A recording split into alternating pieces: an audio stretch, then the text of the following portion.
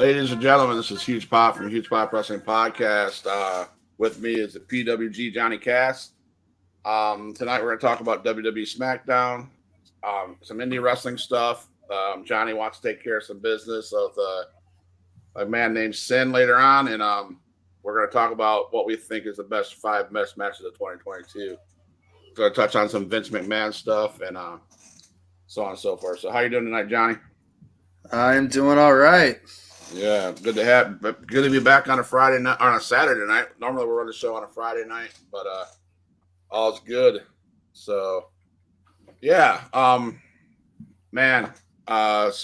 last night was a good show, I suppose. That the one parts that I watched, we got Charlotte Flair coming back. I don't know if you've seen that.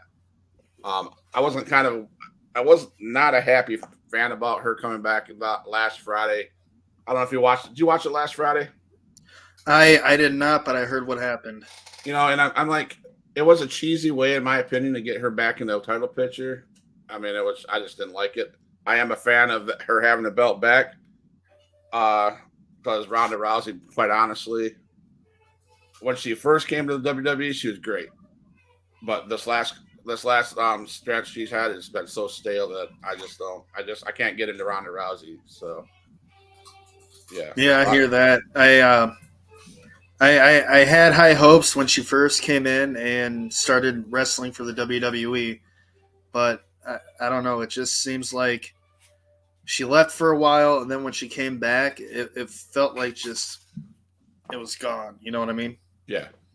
And her presence, her character, that it just wasn't that excitable person that she was when she first came, and then I don't know. I just couldn't get into her, I guess. Maybe it was Shayna Baszler with her that I didn't like. I don't know, but I just couldn't get into it. So, but she was on SmackDown last night. But the big part of SmackDown was to do with the Usos.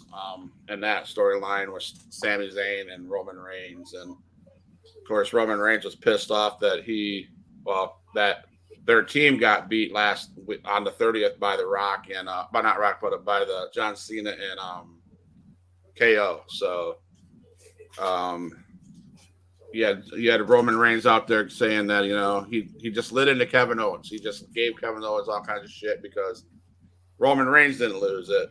It was Sami Zayn that lost that match. So that was a storyline there. And then basically that was it. At the end of the night, Roman Reigns apologized, and I just think the end of that bloodline storyline with Sami Zayn coming to an end. So, and I'm thankful for that. Yeah.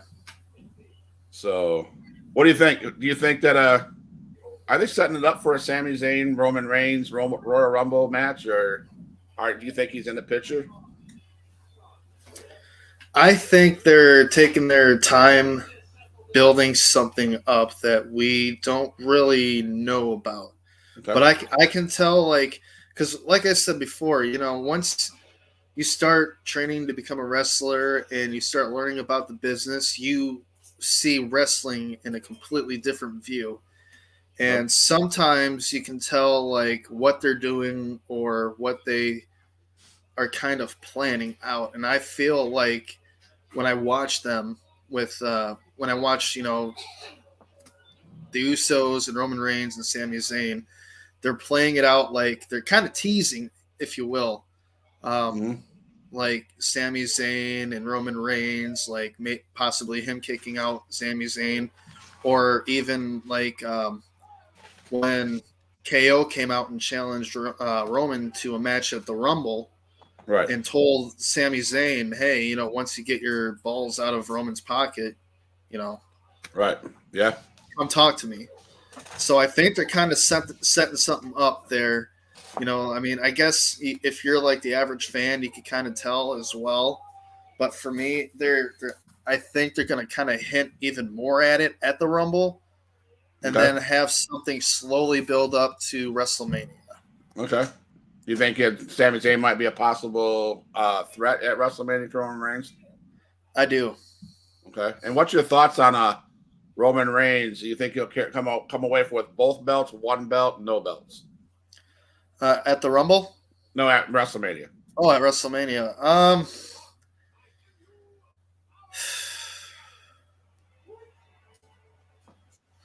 It's a tough one. It really is, because it feels like they're still trying to push Roman all the way to the top, as high as he can go.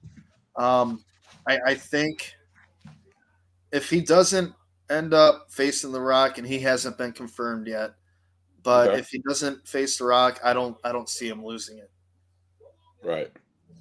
You think they wouldn't? Would it be bad for business if they let The Rock beat Roman Reigns for the championship and give The Rock a belt? I mean, you see him once a year, or if that. Is that a bad business decision? Business wise, I don't really think it is, because The Rock is a draw.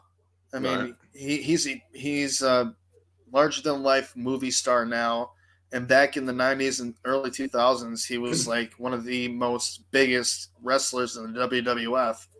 And I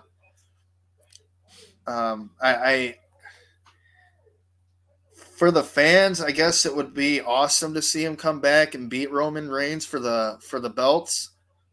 But at the same time, it's kind of like, why is he there Right. coming back if he's only going to do a short stint? Right. Yeah, that's what I'm thinking. So, Justin, man, we're here, man. Thanks for jumping on the chat. Johnny and I are going to be talking about a little bit about SmackDown. Not much to talk about there. Then we got about five matches of the year that we picked each. Johnny has his. I have mine. Then Johnny wants to take care of some business on the indie scene and talk just indie wrestling. So we're going to be talking wrestling all over tonight. So hang out, man. If you have any questions, feel free. Oh, definitely. Well, I got to say, what's up, Justin? You're a great guy. So there you go, man. Shout out to Justin. Justin, he's doing a podcast here on Facebook and on TikTok as well. It's a JB wrestling podcast, JB Wrestling for Life. So we'll give you a shout out, man. Check him out. Hell yeah. Just other things that happened on SmackDown last night. Karrion Kross and Scarlett defeated Madcap Moss. That was just a weird match. But then Sheamus and Drew McIntyre took a trip down memory lane. Charlotte beat Sonya Deville. Lacey Evans video package came out. We've seen her beginning of last year. Yeah. And then it was not really that big of a SmackDown in my opinion. So that's about that. So we can fly over that. And so let's talk about Vince McMahon. Okay. Vince, he gone for a while, and all of a sudden he's back. What exactly do you get from that? What do you take from that? Why the hell are you gonna? Why would he come back? Yeah. At first, I'm going to be honest, I didn't believe that he was coming back. Like, he had all of these dirt sheets out there reporting that he was possibly coming back. And right. I was thinking to myself, yeah, I'll believe it when I actually see it. But apparently it is true that he is coming back to sell the company. In my opinion, he can do what he wants. He's an adult. If he wants to come back, sell the company, I mean, on his end, it sucks, because I feel everything is just going to change for the worse, in my opinion. It's not going to be what it used to be. And yes, I get it. The last 15 years of the WWE, 10 to 15 years of the WWE, whether it be Raw or SmackDown or the pay-per-views, hasn't been that great. With storylines or storytelling, but at the same time, you got to look at Vince's, past from the 80s all the way up to like 2010, 2012, and everything. I don't know. You could tell after 2012, I guess, like everything was starting to kind of just go downhill. But it just, I feel like it's going to be more censored than ever. It's going to probably become more or less like a kids show, if that makes sense. Which I get it. Anybody can do what they want with the company, but I understand there's heroes and there's villains, and it's the same thing with professional wrestling. You got heroes and villains, Right. but they also wanted to reach out to people or kids, in their teen years or early adult years or whatever, to make everything interesting. And Right. I'm just hoping that they kind of keep the same premise as they did for the last how many years, so they have the audiences for kids, teens, and adults, Right. and older people as well. I think if they sell it to somebody that is strictly kids, I think you're going to see the the end of WWE as we know it. They in this era, and especially when you have New Japan and you have GCW, you have AEW, at the Indies. That I mean, let's face it, you're an indie wrestler. Let's face it, there is more trash talking, verbal talking, and violence in indie shows than there is on the television. Oh yeah, for sure. And I think I enjoy indie wrestling because of that. I think and yeah, sure, you're getting there against some smaller crowds and stuff like that, but just the feeling of being involved in a rugged pro wrestling event or an XIW event or at least indie promotions, the fans are so in tune and so into it, and the wrestlers get into it as well, and you just see more, if you want to say R-rated or PG-13 stuff, and it's enjoyable. I feel if they go to CBS, which is one of the people that could buy it, I think you're going to see that a kids show, and I'm not going to be happy about that. Right. I think kids should be able to watch wrestling. Don't get me wrong. I'm not saying let's make it way wacky, but if it goes down to like a cartoonish, I don't think you're going to lose a lot of fans. I think so. Maybe ESPN is a better people to buy it, or I've heard Disney. I've heard Disney as well. I'm not sure if I want Disney to buy that because I mean, let's face it. When I think of Disney, I think of kids and family friendly. Yeah. And sometimes wrestling isn't family friendly or kids. You know what I'm saying? So I'm not sure if I like that idea. I don't know what's going to happen. So, but it was weird. It was, okay, so here's a question. When he sells it, is WWE going to change names, or do you think they'll keep it WWE? I think that there's a small chance that they could change it from WWE to something else. I hope they don't, because of how big of a giant the WWE name is. Mm-hmm. But only time will tell. I'm sure we'll hear more about it in the coming weeks.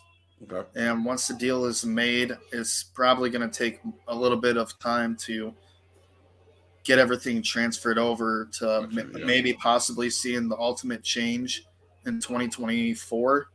Okay. Is what I'm assuming, or 2025. Right. If it happens before 2023 or like before, say, and this is a long shot, I know it's not going to happen like this, but if it happens before WrestleMania, is WrestleMania gone, or do you think they'll just go with it, the same thing, or what will that?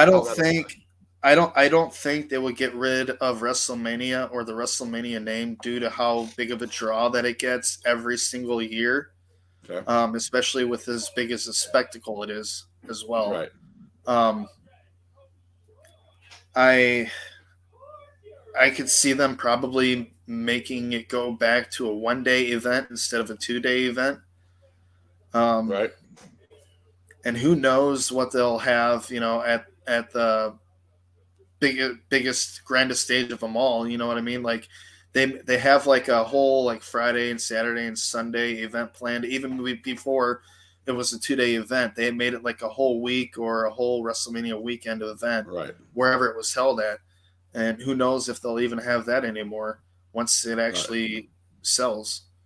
Now, my brother was talking to me about this, and he said something about if Disney or whatever who buys it and it's not because right now we watch it on Peacock, and Peacock carries the pay-per-views and et cetera, et cetera.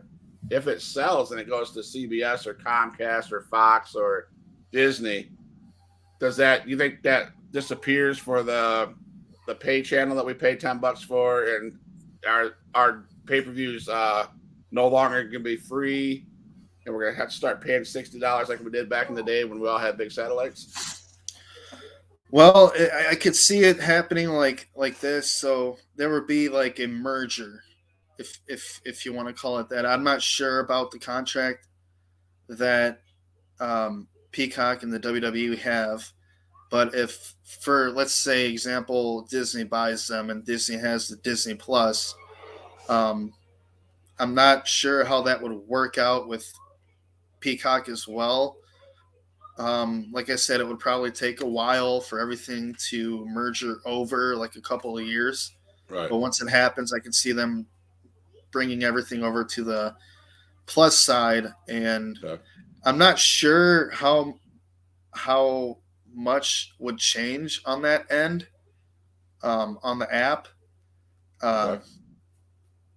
And they would probably, I could see them charging a little bit more, Right. to keep everything the same. You know what I'm saying? Right. Like, instead of paying like $9.99 a month for I think that's what it is for Disney Plus. Right. They would probably up the price to like 14 or 16 or something like that. Right. Right. What does it do to indie wrestlers? What about you guys that are your main? I mean, I got to believe your main goal is to someday get to the top, get to the WWE, the AEWs, and stuff like that. What does that do to guys like you trying to make your ways through indies and stuff like that? Does that discourage you guys, or are you good with it just doing indie shows? Well, for me, for right now, I'm completely happy with what I'm doing and where I'm going, career wise. I'm starting. This is my second year now being a professional wrestler, and I'm enjoying every minute of it. I'm very, very thankful for all the opportunities that I've gotten in 2022 and at the start of this year as well. Um, Mm-hmm. when I started this journey, I eventually wouldn't have minded trying out for the WWE at some point if I were to have gotten to that level. But if I got the opportunity or chance to in the future, I mean, I'd have to wait and see like how different the whole process would be to try to get a spot, on or at the PC, or to try out, or to see how different you can, because there's a way you can reach out to WWE right now. Like if they're around my town somewhere, I could send them videos and headshots and um, you know pretty much proving, hey, I've done some work before and you're coming to my town and I want to do some work for you guys. And Right.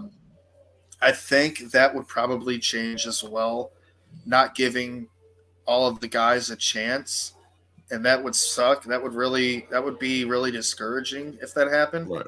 Right. But also you got to look at it this way too. You have Impact Wrestling, you have AEW, Yeah. GCW, and all these other great independent promotions out there that are Right. also willing to give people like myself a chance. Okay. There's a guy, Ethan Everhart. He got a chance to try out for Impact Wrestling, and he's a really, really good wrestler. He's very energetic and he works really hard. But I'm hoping he goes somewhere because he's great.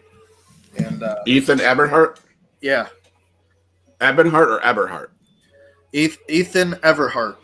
Everhart. Yeah, I have to check him out. I joke around with him once in a while. I'll call him the Everhart of professional wrestling. There you go. There you go.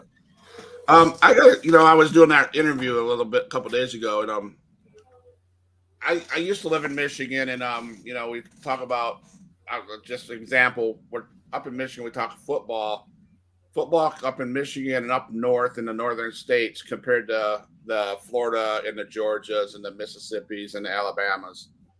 Them having more opportunity, bigger schools, they go all year long, blah blah blah. In Michigan, he couldn't, so on and so forth. And if you follow my question, it would be: is wrestling, indie wrestling? You're in Illinois, right? I'm in Iowa. Iowa, okay, Iowa. So you're Iowa, etc. Do you guys have to work harder to find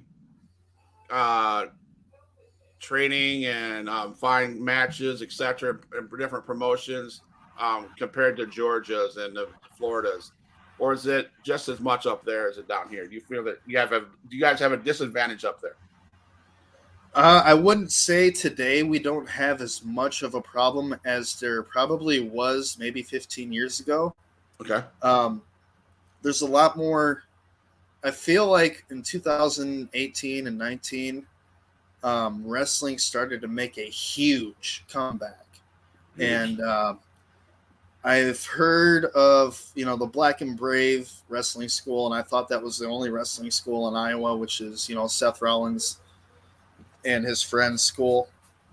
But I did some more digging, and I found Impact Pro Wrestling, and that's where I trained at. And there's another promotion in Marshalltown, Iowa, called Rugged Pro Wrestling. They also have Central Empire Wrestling, which I believe is based in Altoona or Des Moines. And now there's a couple of new promotions that just started coming out last year, I believe. I think it was last year. Absolute Pro Wrestling. Okay. And Honor Among Wrestling or Honor Something Wrestling. It's HAW. I think that's what it's called.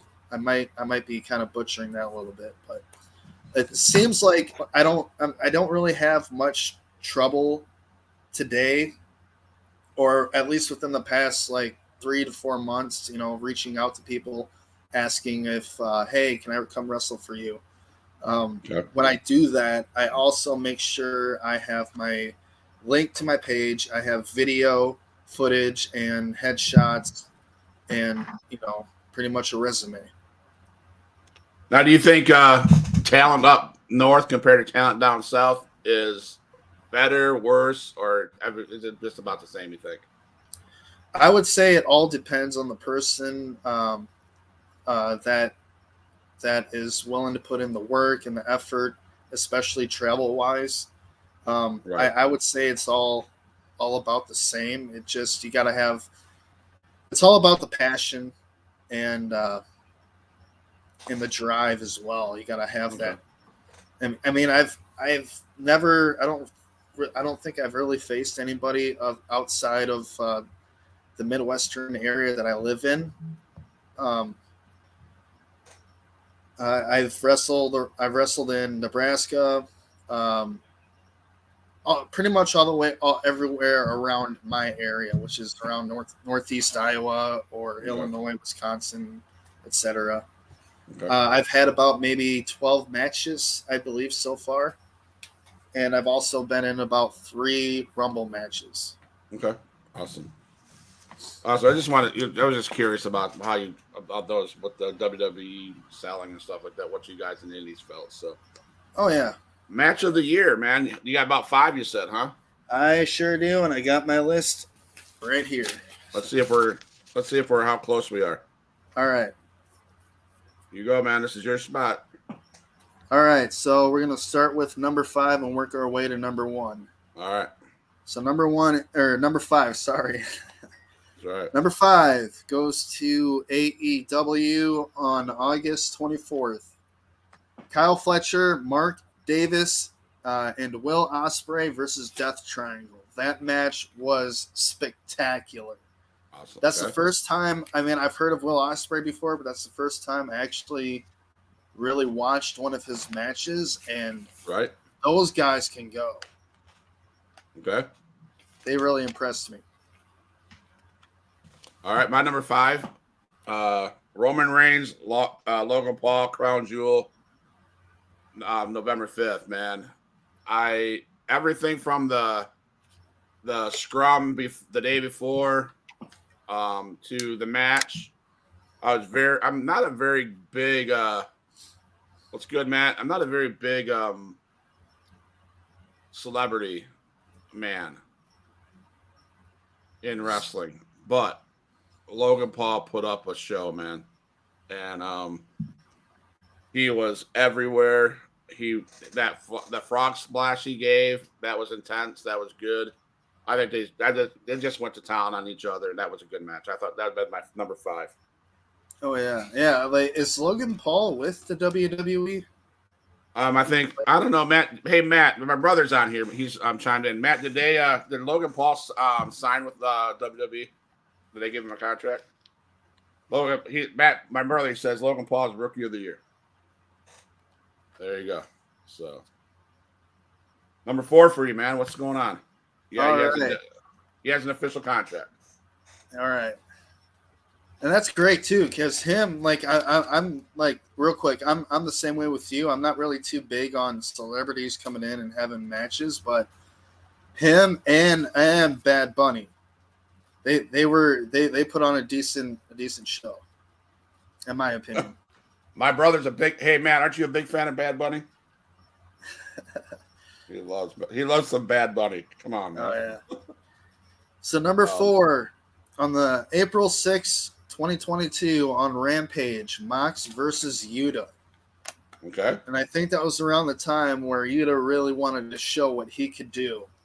And I was kind of blown away because, like, when he came in with the best friends, I feel like everyone just kind of looked at him like, what are you even doing here?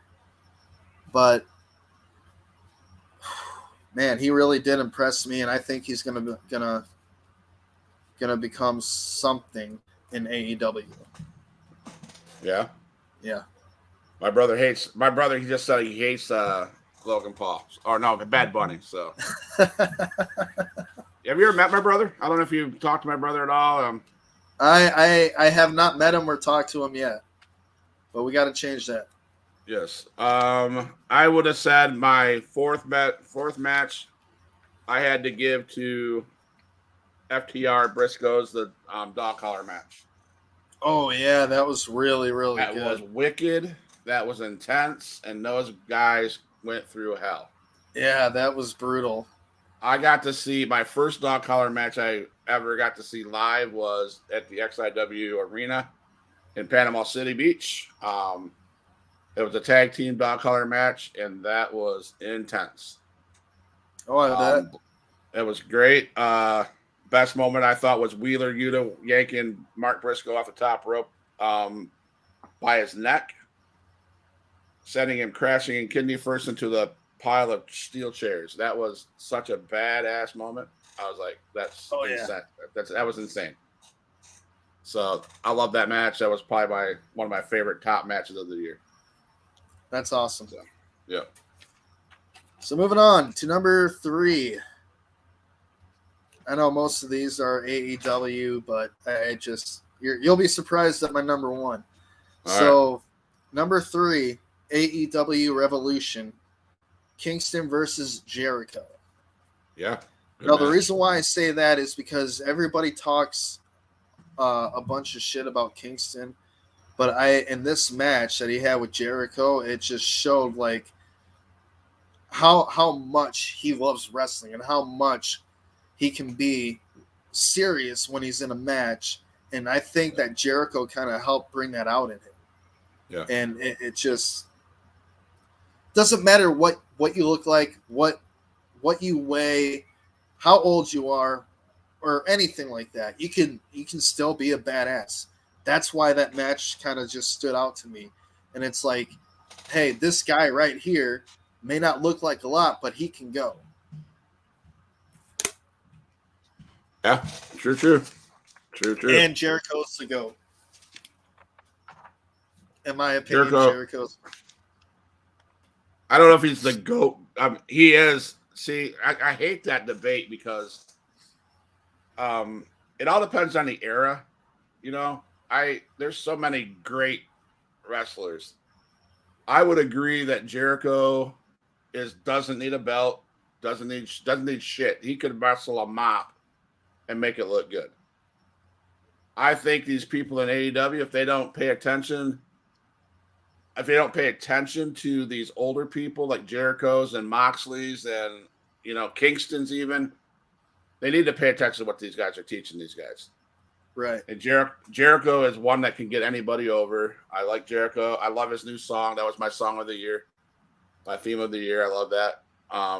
But you're right, Jericho. He's good. I don't know if I'd call him the greatest, but he's good. There's a reason why I call him the greatest, and go ahead.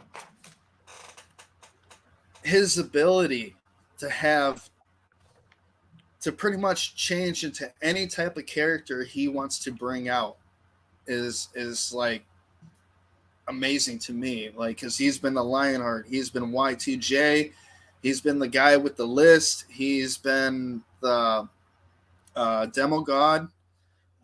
Now he's the JAS Sports Entertainer, now also known as Leocho or Leoto, whatever he's called. And it's just like he changes up his character, and it feels like he just does it a little bit, and that's all he has to do. And it just amazes me with how well he can do it and pull it off. And I agree with you on that. Like, these guys in the back should be looking up to these older guys like Jericho or Christian or even Jake the Snake. Yeah. When I go to these seminars, I will admit, when I was at the Bully Ray seminar, I was kind of like a little bit struck by him.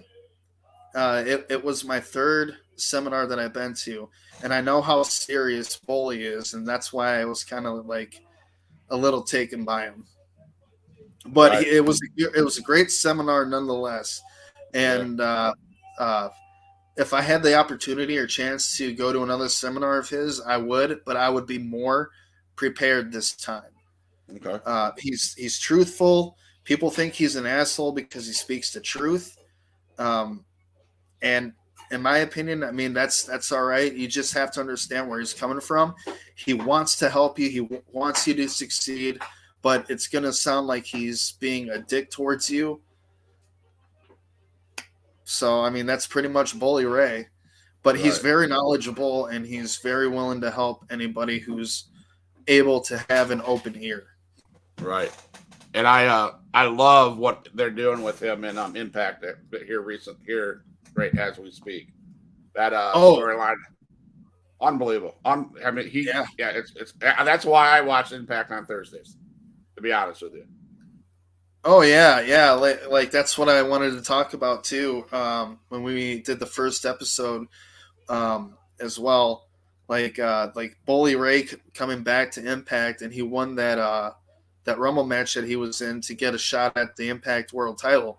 Right. And I was glad that it happened, but I knew, like, he tried telling everybody that he's going to do it the right way, but I knew deep down he wasn't going to.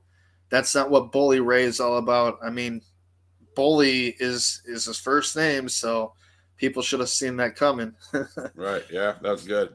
My brother says, I have to share this with you because this is an ongoing joke. I don't know if it's a joke or what. It's an ongoing thing on TikTok and some people there. David Arquette is the greatest WCW champion of all time. Okay. Wow. I'm just saying. There you go. Number 3. Or wait, number 3, yeah. That's it? No, wait. No, okay. My number 3 is that's a toss-up. I got 3 left. I'm going to go with the men's War Games match, Survivor Series War Games. It told a great story from start to finish. And the finish was the best with the Sami Zayn and Kevin Owens issue there. Great match, Bloodline, and Kevin Owens and his boys. I loved it. I love War Games, the feel of War Games, but it was just a great match all around. The whole thing was great. So, I did not get a chance to watch that, but I will. if you get a chance, in my opinion, the best pay-per-view last year was SummerSlam. If you get a chance to watch SummerSlam, I would highly suggest you watch SummerSlam. So much. I gotta stop. I gotta stop sleeping on the WWE a lot. And get back into watching that religiously.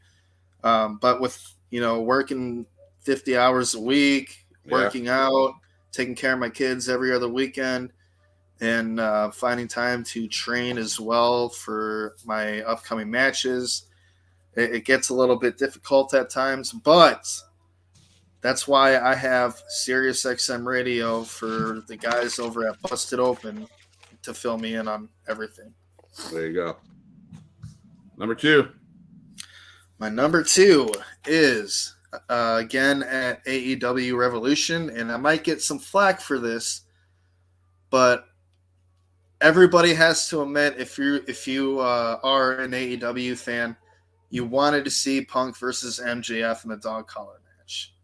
Yep. I thought it was really good. That's why I put it at number 2, and it was like one of the most anticipated matches, in my opinion, of 2022 since Punk's return. I remember everybody just biting and chomping at the bit, waiting for this to happen. Yep. And I that's the reason why I bought the pay-per-view, and I wanted to see this match. I wanted to see what was going to happen. I wanted to see what was going to be said, what was going to be said between the two guys before and after the match, and who was going to win. And it just had me off of my seat the whole time. And it didn't stop at the match. It went. That's the one that after the match that the scrum happened, right? No. Where he went off? Yeah, where he went off. Or was that? No, that was. No, that was. No. Okay. That was. I believe that was double or no, all out. All out. Okay, yeah, that's right. All out scrum. Yep, that's right. My number 2, I had to put. I mean, it was just a great match. A lot of cool stuff happened. Brock Lesnar, Roman Reigns, SummerSlam. I am an AEW guy. I preached AEW. I tried to. My brother was always he watched some AEW. I tried to convince him to watch more. Now he's like an AEW guy. He's equal now. I think he'll correct me if I'm wrong. But that match with Brock Lesnar and Roman Reigns, everything from Brock bringing the tractor down to the ring, Brock putting a bucket of the tractor under the ring and lifting the ring. I remember that. That was sick. Austin Theory coming down and getting laid out. Thought he was going to cash in. Everything all the way around. The whole match was just phenomenal. I loved it. Got me in. Again, that was my favorite pay-per-view, so not partial, but that was a great match. Great match. I saw clips of that. I didn't watch the whole thing, but I saw clips, and it looked like it was pretty good. Paul Heyman even got laid out. That was it was amazing. I mean, the whole thing was just incredible. So. Right. Yeah, so number 1. What's your number 1? Number 1. Love to hear it. It was a shocker. Like, I couldn't believe this when it happened. WrestleMania 38, Cody's return against Seth Rollins. Okay. That was a great match. In my opinion, one of the matches that kind of stole, besides Austin actually wrestling again, I think. That's one of the matches that stole the show. Because nobody, I remember everybody anticipating his comeback at WrestleMania, but I honestly didn't think it was going to happen. But sure enough, there he was with his AEW music even. Yeah. My number 1, I would kind of similar, but the reason why I'll just say this: the reason why I probably put Seth Rollins as Wrestler of the Year is because he's versatile. He's every week he shows up, and my brother's gonna give me shit because I talk all the time. I can't stand Seth Rollins. I don't like his character. I don't like the stupid. I just think it's stupid. But in the end of the day, at end of the year, who is always showing up for for WWE? It's Seth. Yep. So my favorite match of the year was Cody Rhodes, Seth Rollins, Hell in a Cell. That was a good match. That was great. It was hard to pick Hell in a Cell or WrestleMania because the WrestleMania one was good too. But those two guys, you know, they're going to be, one of them at least is going to be champion before 2023 is over. I could probably safely say Seth Rollins could be a champion too before 2023 is over as well. They're both. Oh, yeah. But if we talk about important people to wrestling and stars, Seth Rollins doesn't need a belt. He doesn't. He's done it all. Why, you know, and he's changing every minute. You know, he's like a Jericho. He changes characters and stuff like that. And but that match was fire. So. Yeah, it was, and I agree. Yeah, I just thought that match was great. I don't know if that whole Hell in a Cell pay-per-view was good too. So those are matches of the year. So I know there's something you want to get off your chest. I know that you had a match against Joe Knotts or whatever his name is. And he spit on your belt. That would have been this past Thursday. I had a match with Sin. But a while ago, didn't you have a match with Mr. Knotts? I did, and he spit on your belt. He disrespected you and all that stuff. And he came on my show later on that couple days later, talking all kinds of trash about you and saying that, hey, all you got to do is sign up, find a place, find a time, he'll be there. My question is, I seen a post that on Thursday you lost your belt. You want to address that? So I gotta give them. This is at Powerhouse Wrestling Extreme. During their Power Hour show every Thursday. Check it out on Facebook. They're gonna start, I think, streaming it soon, and you can also see me in action as well. So they put me up against a guy named Sin, and his faction is called the Syndicate. And I guess you could say that I did get a little bit too confident during the match. I got my ass kicked a little bit in the beginning, and then all of a sudden, out of nowhere, he just picks me up and does a modified version of I forget what the movie is called, but I heard him call it, or I think he calls it like this Devil Driver move. Okay. And it just like completely knocked the wind out of me. I tried kicking out of it. The match didn't last that long. I tried my best. Everything within me, I tried kicking out, but I just couldn't do it until the last second. And I felt like I let the fans of Streator, Illinois down a little bit. And so I wasn't in the right state of mind where I was, thinking or whatever. So I just walked out back to the locker room, not thinking that my belt was where it was, where the ring girl put it. And I didn't even think to come back out there to look to see what was going on. So it wasn't a title match? No, it wasn't a title match. Okay. They stole that belt from me. Gotcha. So, yes, it's a faction called the Syndicate. And it just seems like they want to play these games, and that's fine and all. I think they're probably just playing a joke on me. And if you are, that's cool. It's funny. Haha. Yeah, I'm laughing. But I'm going to be coming back soon. And I want my belt. And I will get it one way or another. I'm going to talk to management. And I'm going to see about what I can do to make you guys pay. I'm all about having fun, having a good time. And what you guys don't realize is that belt that you took from me is everything. That's what Johnny Cass is all about. I want it back. I'm going to get it back. we'll see what happens here in the future. Man, I reached out to Sin, and he said he'd love to come on the show, so I just have to figure out when. So it'll be interesting to see what he has to say. Part of that, where he stands on that. So I might keep you close by just in case you want to pop in, because with StreamYard I can have you pop in whenever. Okay. Yeah, I'll definitely stick by that.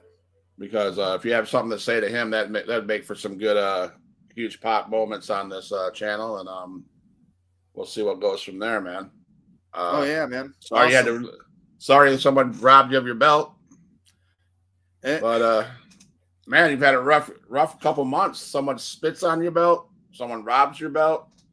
And you see right there, it's like these guys think that I don't belong in the professional wrestling business because of what I do, and this is what I do in my spare time. I collect video games, spend time with my kids, I work my ass off. I do everything that I can to do what I love to do. And I'm here to prove that someone like myself can be a professional wrestler. Right. And it doesn't matter who you are, what you look like, how tall, how small, how short, whatever size you are, your age, it doesn't matter. If professional wrestling is for everybody. Doesn't matter. I call myself the professional wrestling gamer. I also like to say I'm not the dirtiest, but I am the nerdiest player in the game. And that's the truth. Like, I may not look like it, but I am.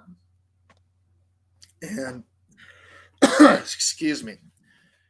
That belt is everything that Johnny Cast represents. Nice. That's why I'm going to do whatever it takes to reach out to PWX and all the higher ups to see what they can do about this, because I'm really pissed off. Nice. You'll get it back, man. Just pay attention, and maybe wherever the next show is, maybe you just got to show up. Yeah, maybe I'll pop in if I'm free. If I don't pop in, you'll definitely hear me in the comments. There you go. I was listening to Justin Bundy, JB, Wrestling for Life. He had Adam Love on his show the other day. Are you familiar with Adam Love from Rugged Pro Wrestling? I am. Anything you want to say about that? And is he a nuisance to you too, or are you guys pretty good? I haven't really talked to him in a while. I don't know. I mean, I'm sure he's busy too. I know he's a father as well. I haven't really talked to him much. He hasn't talked to me much. I'm sure somewhere down the line our paths will cross, but as far as I know, I don't have a problem with him. He's a great guy. He's a great wrestler. He reminds me a lot of Jeff Hardy. And I'm a huge Hardy Boys fan. I wouldn't mind tagging up with him someday. I think that would be kind of cool. There's a plug. Yeah. Awesome sauce, man. It's I love this part of my podcast. My brother and I do Tuesdays and Thursdays, and we talk about just wrestling and review and the rumors and stuff. And I love that. But I also love the opportunity to reach out to indie guys and meet new people, whether you're a talent or you're not a talent. Just talking wrestling is what Huge Pop Wrestling Podcast is all about. So I thank you for your time that you came on. Every Friday we come on together. That's great. It gives another outlet for me at night. And I just love talking pro wrestling after a long day, long week, long day of kids on a Friday night and a Saturday too. So that's why I love it, because I'm so versatile. Some days my schedule gets busy and I'm not able to go on Friday, and so Saturday worked for you and it's worked for me. So that's just cool how that happened. And but yeah, I'm so blessed to be part of Huge Pop Wrestling Podcast. I thank my brother who's on. I don't know if he's still on here. I thank you for him putting up with my bullshit. every month, every Tuesday and Thursday, and constantly changing schedules. I thank you for being versatile and be able to switch from Friday to Saturday this week. It's just life. I love doing it. I'm not out here to be hired by CBS or anything like that. I just love talking wrestling. So I Oh, appreciate you taking your time. yeah, not a problem. I mean, I love talking wrestling too, and any chance that I get. Yeah. I mean, deep down, and I'm sure any indie wrestler or any mainstream wrestler will say the same exact thing, is that at the end of the day, we're all just wrestling fans. And that's Yeah. what it comes down to, is this big, giant, global family of wrestling fans. Right. And I like to try to put on the best show possible. I know I'm still kind of fresh into the mix of the business, but I'm working my way up there. Yep.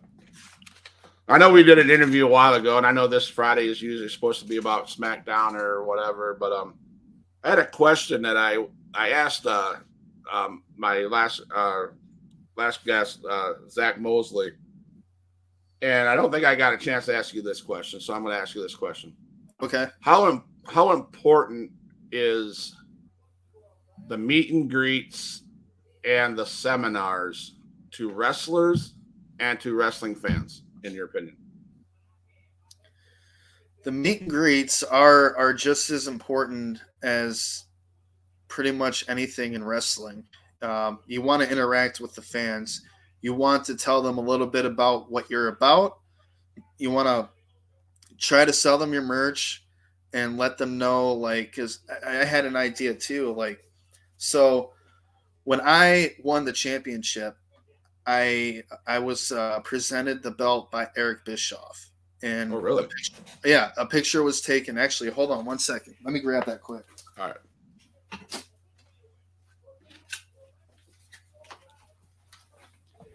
I haven't had the chance to get an 8x10 of it yet, but it was suggested to me that maybe I should and have it as one of my 8x10s that I could bring to the shows with. And here it Right. is. Nice. Okay. Yep. And I mean, just like letting them know, interacting with the fans, letting them know who you are, what you're about, and just talking to them and getting to know the fans as well. Taking like maybe 2 to 3 minutes to talk with them, because you got to think every moment that you spend, especially if you're a face and you're talking to these fans and they're really big fans of yours, that moment is gonna be remembered by that person for the rest of their lives. Right. And that's the type of impact that I would hope every wrestler out there wants to make on these fans. I mean, that's Right. what I want to do. Right. No. Yeah. Absolutely. I agree. You should get that at 8x10, and man, once you get that at 8x10, you need to sign that for me so I can go back on that wall behind me. Oh, definitely. Definitely, and that's the best thing about it too, because I mean, I could sign it, and then like if they ever meet Eric Bischoff, if they're a fan of his too, they can have him sign, his part as well. Yeah, absolutely. Did I tell you I got a chance to meet WCW Bill Alfonso? Yeah. I remember you telling me that. That was smooth. That was pretty sick. So, yeah. Seminars, are those something that, is it something a wrestling fan should experience one time?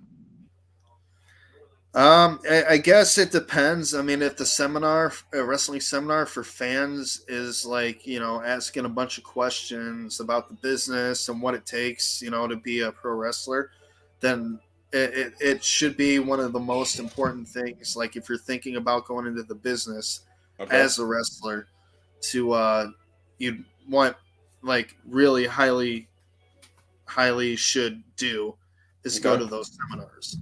Now, for someone like me, there was 2 seminars. I've been to 3 of them so far, and 2 of them I actually had to physically get ready for and put on matches to show the legends that I was around, what I can do. And gotcha. So we were putting individual matches, 3 to 5 minute matches, and they were fun. I mean, I was still really green. but I had fun doing it, and it was great. Doing something that I've always wanted to do in front of a legend, Right. and it's cool. It's a really cool experience. Gotcha. And you'll have seminars too where I think I know Bully Ray does this, and I've seen D'Lo Brown do this as well. Like their seminars are just Q&As pretty much for about 2 or 3 hours. Okay. And that's fine because you can just sit there and pick their brain and ask them, hey, this is what my character is, or this is what my character does.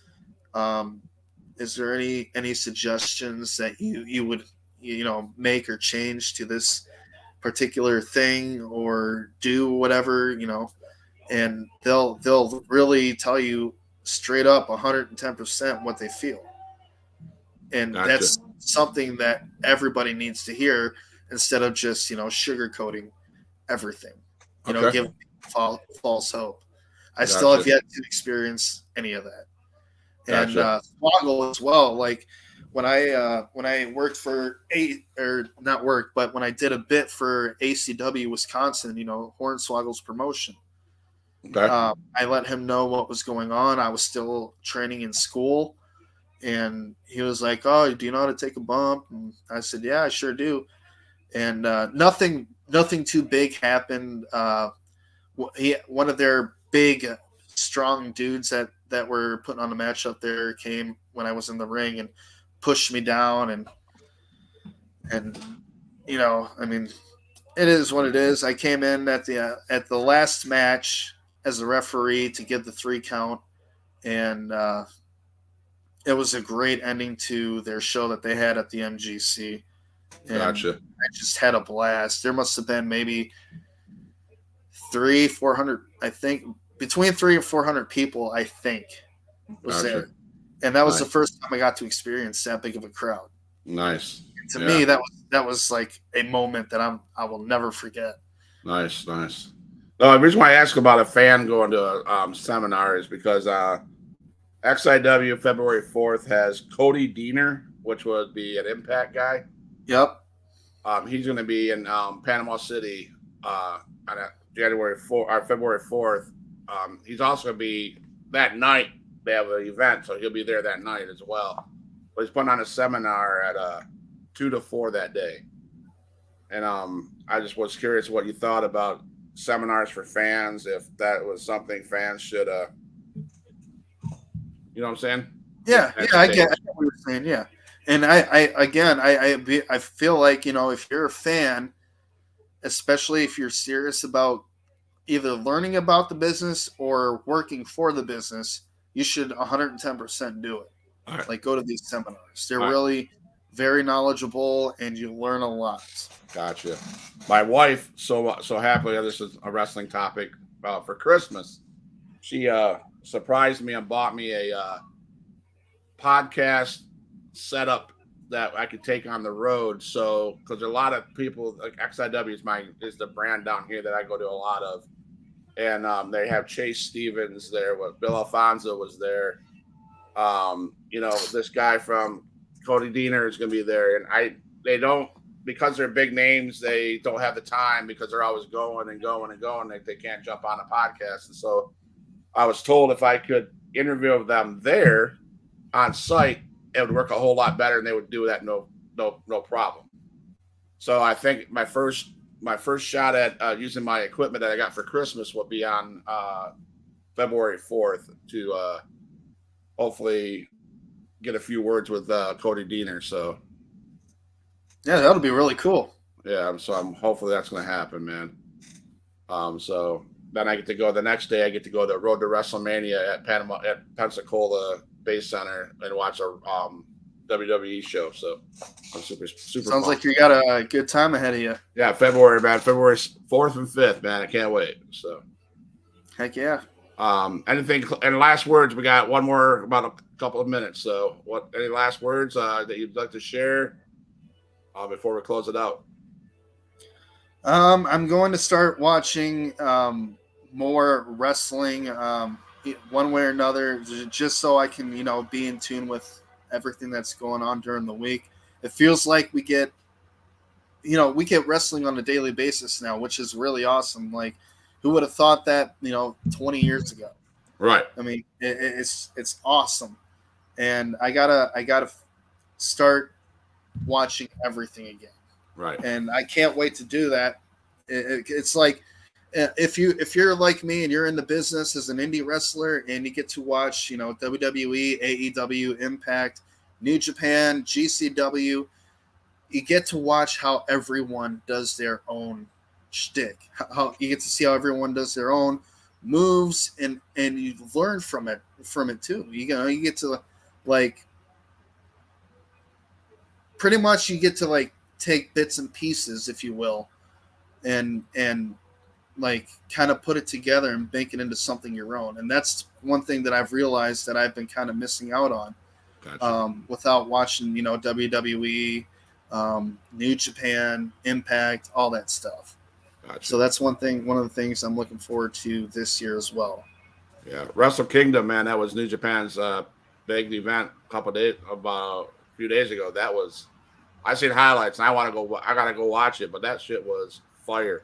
That Omega, Kenny Omega, it match, was. Like, I still have to watch the whole event myself, and I heard Yeah. about the Kenny Omega and Will Ospreay match. Like, Sasha Banks shows up. Yeah, She's I all was elite. shocked. She's all I was elite now. really shocked. I read that she's all elite, so Oh wow. that's what I read. So we'll see. But hey, we're Huge Pop Wrestling Podcast. This is Pro Wrestling Power Hour. Normally on Fridays. Today it had to be Saturday due to life. Here's Johnny Cass, PWG. He's gonna get his belt back so he can show that gamer belt off. Thanks, man, for taking the time out. Here's till next Friday. That's right. Thank you for having me. Take it easy, my friend. You too. See ya. Hold on. Just wait. Okay, here we go.